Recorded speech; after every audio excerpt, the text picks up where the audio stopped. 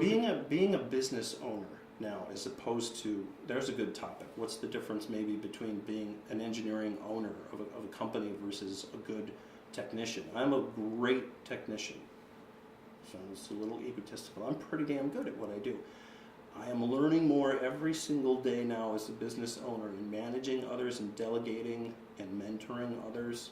It's akin to being a parent. You never really know what it's like and how you're going to react emotionally to your daughter that you were just. Yeah. It's life changing.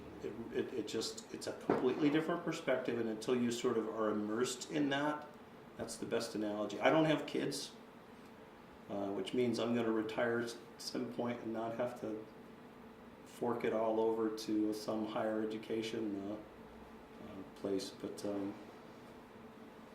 yeah. What a wonderful thing to have employees and have them just care about your business and the company. That one caught me by surprise. It's easy to overlook working alone for a while, the value of explaining things or defending things,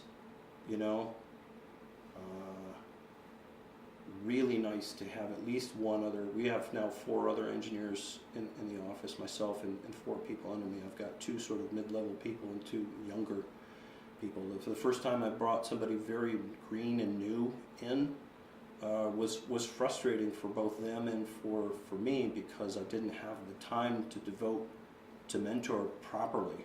And I was just as bigger part of the problem as they were. It wasn't just, you're not applying yourself, you're not working hard enough. It takes time, patience, and it really just takes the time. You have to sit down with them and go through things and connect the dots. And we're looking for, when we hire, we're looking for basic abilities. We do something interesting. We hired a business consultant. We're in the consulting business.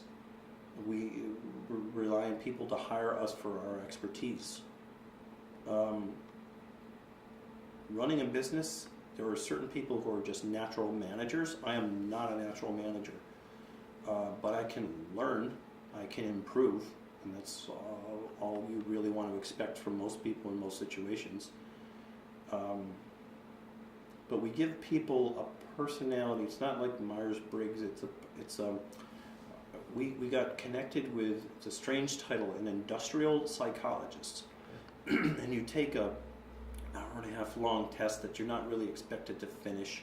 Some of it's general knowledge, some of it's personality, some of it's, and what we're looking for when we give people this thing is sort of, it's not the answer to everything, but it's compatibility. It's sort of meaningless to get this feedback unless you've taken the test yourself. So the two that took it first were Kristen and I, and it's sort of interesting because it's like going to a palm reader, but there's something to this. I wish I had the skills of Joe Horowitz. This guy, he's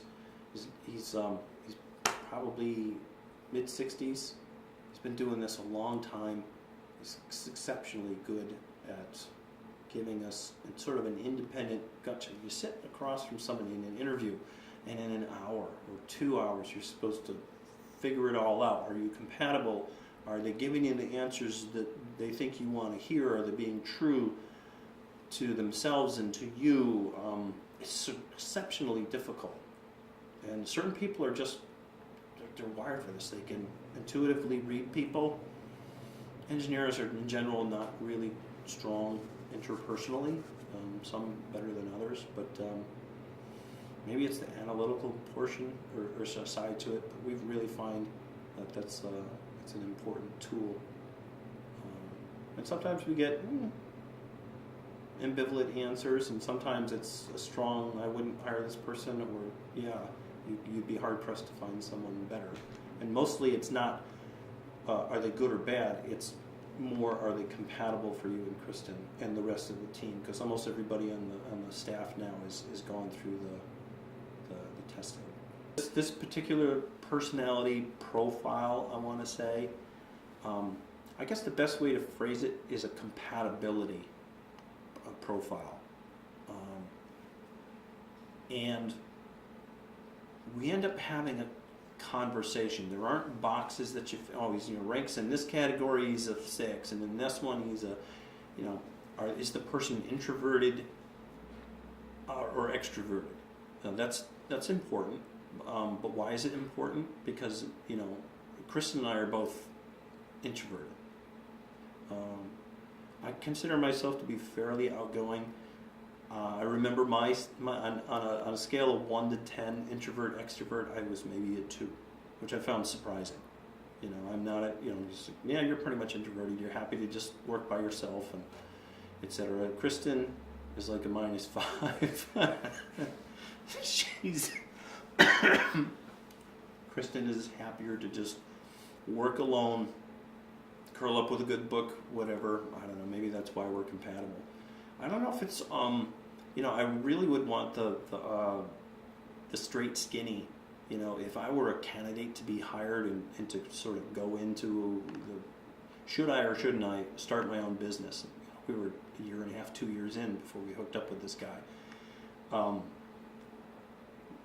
think in polite terms he said, you're not a natural at this. You can improve. You'll never be completely comfortable. Your best hope is to do the best you can, learn, pay attention, and eventually the term he uses is practice manager. You want to find a natural.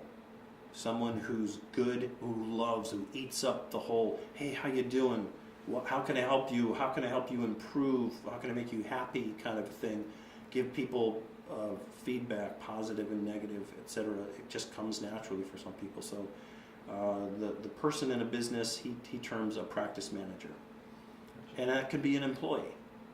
That could be the guy or the woman with the boots on the ground whose daily job it is to just pay attention to all this stuff, because I can have tunnel vision with the best of them.